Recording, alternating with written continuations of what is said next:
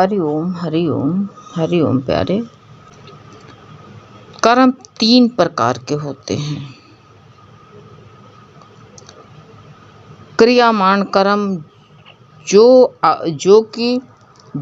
अभिक्रिया हमारे द्वारा इस जीवन में होती है, वो क्रियामान कर्म कहलाता है। कर्म बहुत हमेशा से कर्म ही तो करते आ रहे हैं। कर्म है तो जन्म है। तभी तो गुरु ने बताया कि अनेक जन्मों में हम बहुत लोगों से मिले हैं जिससे कर्म का संबंध बना है, बनते ही रहे हैं, हमेशा बनते रहे हैं। कर्मों का चक्र बनता ही रहा है हमारा। अब हमारी अध्यात्म उन्नति इस बात पर निर्भर करती है कि हम कर्म के संबंध को खत्म करें। जो हमारे कर्म हैं, अब हम इससे ये करें कि अपने कर्मों के संबंध को खत्म करें, और खत्म करेंगे तभी संभव है कि जब हम गुरु ज्ञान से अपने स्वरूप में जग जाएंगे। कर्म जो हमारे हैं जगे तब, और राग द्वेष को भी खत्म करेंगे, आत्मिक प्रेम में आ जाएं तो कर्म का रहस्य जो है पता चल जाएगा। कर्म के रहस्य को समझने के लिए अध्यात्म उन्नति बहुत जरूरी आवश्यक है। तो इसीलिए बताया है कि जो इस जन्म में हमारा जो अभी क्रिया करते हैं, अभी जो हम क्रिया करते हैं, कर्म करते हैं, उसको जो है इसी को क्रियामान कर्म कहते हैं। अभी क्रिया हो रही है, क्रिया का कर्म जो होता है। और संचित कर्म अनेक जन्मों में, अनेक जन्मों में ये जीव रूप की लीला जो एकत्रित कर्मों का संचित कर्म कहलाते हैं, जो कई कई जन्म में गए हैं और कहाँ कहाँ कर्म बने हुए हैं। कर्म कहाँ से बने हुए हैं, कहाँ बटुरे हैं, कहाँ स्टॉक हुए हैं, कई जन्मों में जोड़े बटोरे संचित कहे जाते हैं। बहुत जन्मों से जोड़ा बटोरा हुआ रखा हुआ है और स्टोर है पूरा। वो जो है हमारे जो, और कौन से जन्म में, कौन से जीवन में कर्म हुआ है। तो कर्म हर जीवन में कर्म नहीं बनता है, खाली मानुष के ही जन्म में कर्म बनता है। तो कहाँ कई बार हम मानुष बने और कर्म संचित हुए, एकत्रित कर लिए, तो वो जो संचित कर्म कहलाते हैं, वो हमारे कहते हैं संचित कर्म ही इस जन्म में हमको, यही जन्म का कारण है। जन्म मरण का कारण हमारे संचित कर्म हो, उसी कारण से आज जो है उसी कारण से जन्म मिला हो, वैसे स्थान में मिला है, इसी जगह कर्म के कारण ऐसा जन्म मिला, ऐसे इंसानों के साथ में मिला है। कर्म पूर्व जन्म का है। हमारे अच्छे कर्म होते तो अच्छे लोगों के साथ में जन्म होता है, परिवार अच्छा मिलता है। जहाँ अच्छा परिवार का मतलब जहाँ भक्ति भाव साध संगत का हमें जो है मौका मिलता है। अच्छे कर्म तो गुरु की दृष्टि में यही होते हैं। और प्रारब्ध कर्म संचित कर्मों में से कुछ कर्म जो है हमें इस जीवन में भोगने को होते हैं, जो हमने स्टॉक कर रखा है। जैसे बैंक में तुमने जमा कर रखा है, तो इस महीने में कितना निकाल के लाए हो। महीने का मतलब जो है कि इस जीवन में हमको कितना % मिला हुआ है।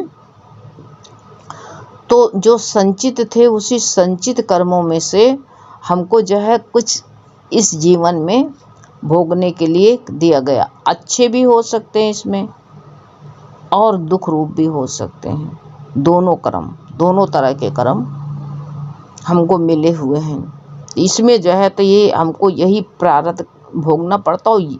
इन्हें प्रारब्ध कर्म कहते हैं। इसी को यही प्रारब्ध कर्म कहलाता है। ये प्रारब्ध कर्म हमारा है। तो अब प्रारब्ध के कर्म के आज हमको लगेगा कि हम बहुत अच्छी तरह से व्रत रहे हैं, बहुत अच्छी तरह सावधानी से रह रहे हैं, हमसे किसी को कष्ट भी नहीं मिल रहा है।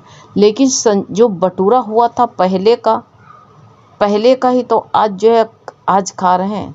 जैसे गेहूं की फसल कट गई है तो यही तो साल भर खाएंगे, दोबारा तो गेहूँ पैदा होगा नहीं। यही जो है इसी फसल में जो हो गया है, तो इसी फसल में जो पैदा हुआ उसी तो खाएंगे साल भर। ऐसे इस जीवन में जो कर्म हमको भोगने के लिए मिला है वही खाने को मिलेगा।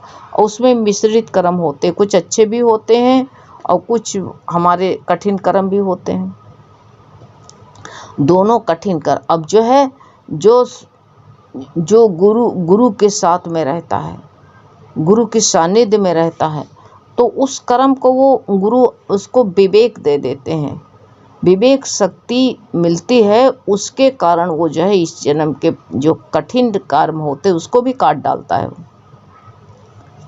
अच्छे कर्मों के साथ में, जैसे तुमको खाली मिर्चा दिया जाए तो नहीं खा पाओगे ना, नहीं मिलेगा।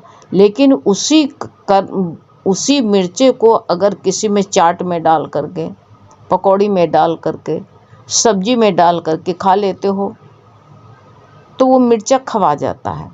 ऐसे जब हमको अच्छे कर्मों के साथ में जब हम खुश रहते हैं और संतोष में रहते, धीरज में रहते हैं, तो अच्छे कर्मों के साथ में जो कठिन कर्म आते वो भी कट जाते हैं, हमारे बड़े आराम से कट जाते हैं।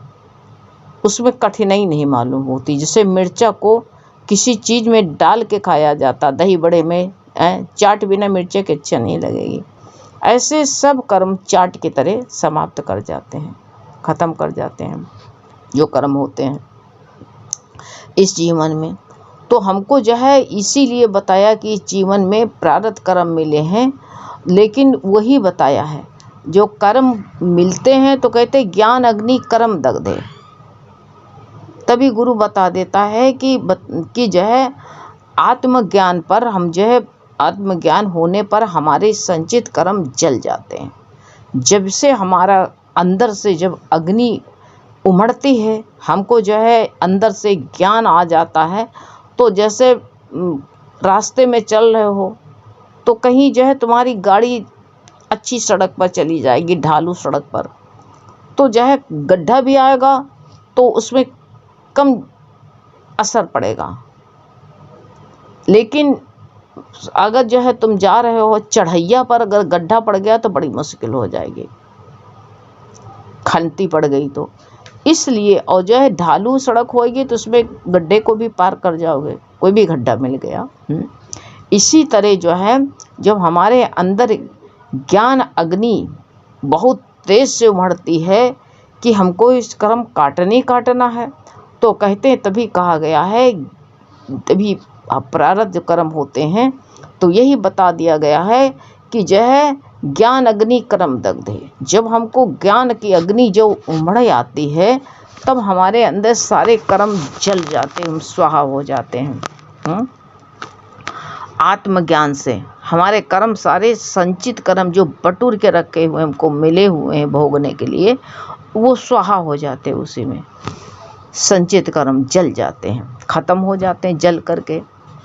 एक जैसे ख़त्म कैसे होते, जब गुरु मिल जाता है तो गुरु के शरण में एक राजा था, तो एक संत था, तो वो रोज़ जो है उसका प्रण था कि एक घर से जो भिक्षा मिल जाती थी, इसी पर दृष्टांत छोटा है, तो उसको एक घर से जो भिक्षा मिल जाती थी तो उसी में जो है अपना जीवन निर्वाह करता था, जो कुछ भी मिल जाता था।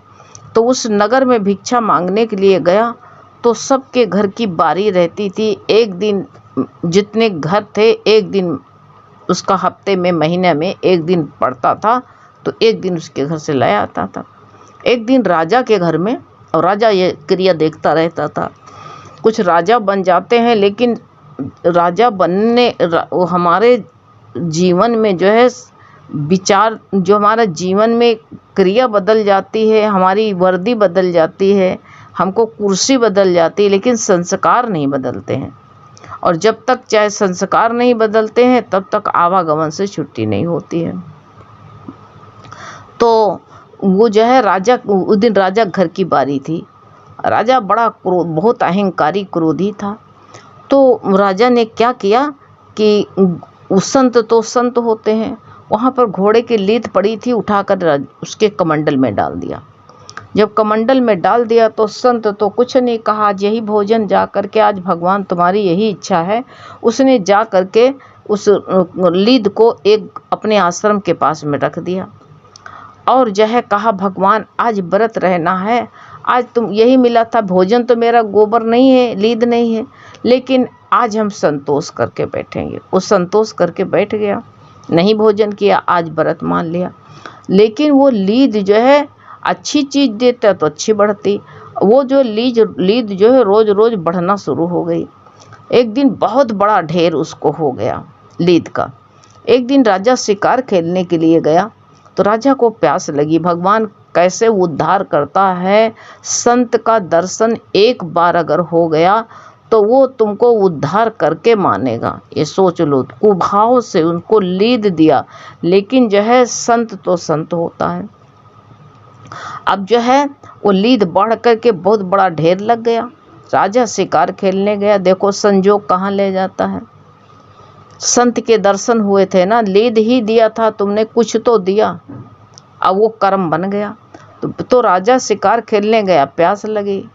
जो प्यास लगी तो कहा यहाँ तो पानी मिलेगा नहीं। उसने पेड़ पर चढ़ के देखा तो एक कुटिया दिखाई दी, उधर की तरफ चल दिया। कहा महाराज उसको प्यास लगी है। तो संत ने तो चेहरा देखा नहीं, लोटा में पानी लेकर के आए। संत इसीलिए कहते हैं कर्म न बनाओ, सबके पैर देखो, मुंह देखने से पता नहीं कैसे कर्म बन जाए। तो संत ने जो है इनको लोटा में पानी ला के दिया, पैर देखा, जो है वापस जाने लगे। तो राजा ने कहा महाराज आपका आश्रम में साफ सुथरी जगह होनी चाहिए, आप जो है यहाँ पर लीद का गोबर का ढेर क्यों लगा रखे हो। कहा बेटा किसी की अमानत है। कहा ये गोबर लीद किसी की अमानत। कहा हाँ। कहा एक बार हम भिक्षा लेने के लिए गए थे बेटा, और किसी ने हमको जो है ये लीद दिया था खाने के लिए, तो वो जो हम आज देंगे वही कल खाएंगे, और जो है बेटा हमने ला कर रख दिया है, और जो है अच्छी चीज़ दे होती तो इतना बड़ा ढेर अच्छी चीज़ का लग जाता, लेकिन उसने हमको लीद दी है, इसलिए जो है वो लीद का ढेर लग गया है। तो कहीं महाराज अब राजा के पैर के नीचे जमीन खिसक गई तो हम ही थे। अब कहा ये महाराज ये खाने के लिए दिया था, ये क्या होगा। तो कहा जिसने दिया था उसी को खाना पड़ेगा। अब राजा के तो हक्की पक्की भूल गई और तुरंत ही राजा के चरणों में गिर गया। कहा महाराज वो अहंकारी व्यक्ति मैं ही हूँ, हमने आपको लीद दी थी खाने ये कमंडल में, अब महाराज ये क्या लीद इतना बड़ा ढेर मेरे को खाना पड़ेगा। कहा हाँ। तो कहा मैं कैसे खाऊं। कहा बेटा इसी जन्म में खा लो, नहीं अगले जन्म में तुमको ऐसा जन्म मिलेगा कि लीद ही खा के रहोगे तुम। तो कहा महाराज कोई युक्ति बताओ कि इस लीद को मैं अब की ही खा डालूं। तो कहा चरण पकड़ लिया, रोने लगा। तो गुरु युक्ति बताता है ना हमको कर्मों से बचने का। तो गुरु ने कहा कोई बात नहीं बेटा, तुम जो है युक्ति बता रहे हैं, इस लीद को तुम धूप हो रही बहुत तेज से, इसको खुदवा करके फैला दो, और फैलाने के बाद सूख जाए तो इसमें आग लगा दो, जल जाए। नहीं कहा ज्ञान अग्नि कर्म दग दे। जब ज्ञान हुआ तो कहा इसको तुम जला दो, और जला करके अब जो है तुम इसको धीरे इसी जन्म में खा जाओ। थोड़ा तो तुम नाश्ता में खाओ, भाई बहुत बड़ा ढेर था, जल के थोड़ी राख रह गई। तो ऐसे कर्म मेरे बहुत बड़े होते हैं, और जब गुरु मिल जाता है तो उसको युक्ति बता देता तो थोड़े से कर्म रह जाते हैं। तो उन्होंने बताया, कहा कि जो है थोड़ी नाश्ता में खाओ, थोड़े खाना के साथ में खाओ, इसी तरह इसी जन्म में खा डालो। ऐसे इसीलिए बताया कि देखो गुरु के पास में रहने से सारे कर्म कट जाते हैं, हमारे जल जाते हैं, ख़त्म हो जाते हैं, प्रारब्ध कर्म रह जाते हैं। तो जो गुरु की कृपा से, गुरु के ज्ञान, आत्म ज्ञान से, कहते हैं सूली को गुरु क्या कहता है, कांटा हो जाता है। जो गुरु के सानिध्य में रहते हैं, हमको सूली लगनी होती है तो कांटा बन जाते हैं गुरु के। तो इसी जन्म में जो भी कर्म होते हैं वो गुरु की कृपा से, गुरु की सानिध्य में निष्काम भाव से रहने से इसी जन्म में जो है क्रियामान भी कर्म जो हमारे क्रिया हो गई, राजा से क्रिया हो गई थी, इसीलिए जो है क्रियामान कर्म भी खत्म हो जाते हैं। नहीं बनते, क्रिया भी नहीं बनती क्योंकि और जो बताया है कि पूर्व जन्म और कर्म के जो आपस में जुड़े हुए होते हैं, गुरु के बताने से इसी जन्म में सब समाप्त हो जाते हैं। जिस भाव से कर्म होते हैं वैसे ही जन्म मिलता है, सोच लेना, वैसे ही जन्म मिलता है। तभी तो भगवान कहते हैं कि बताया, हे धनंजय, जिस कर्म योग के विधि से समस्त कर्मों को आत्मा के अर्पण कर दिए जाते हैं, जिससे आत्म भाव से आत्मा कहते हैं आत्मा में परमात्मा में अर्पण कर दिया है, तो कहते हैं वो कर्म सब परमात्मा के अर्पण करने से समाप्त हो जाते हैं। विवेक द्वारा अपने कहते हैं आत्म स्वरूप में भली भांति निश्चय कर ले, ऐसे पुरुष को कहते हैं कर्म नहीं बांधते। जब उसका विवेक हो जाता है, विवेक से भी उसको कर्म नहीं बांधते हैं, कर्म से छुट्टी उसको मिल जाती है। तो 3 तरह के कर्म होते, संचित कर्म, क्रियामान कर्म और संचित कर्म, प्रारब्ध कर्म। प्रारब्ध बेटा जो है भोग रहे हैं, और वो भी विवेक से, गुरु कर्म से, गुरु के संग में रहने से सारे कर्म हमारे भस्म हो जाएंगे। हरि ओम।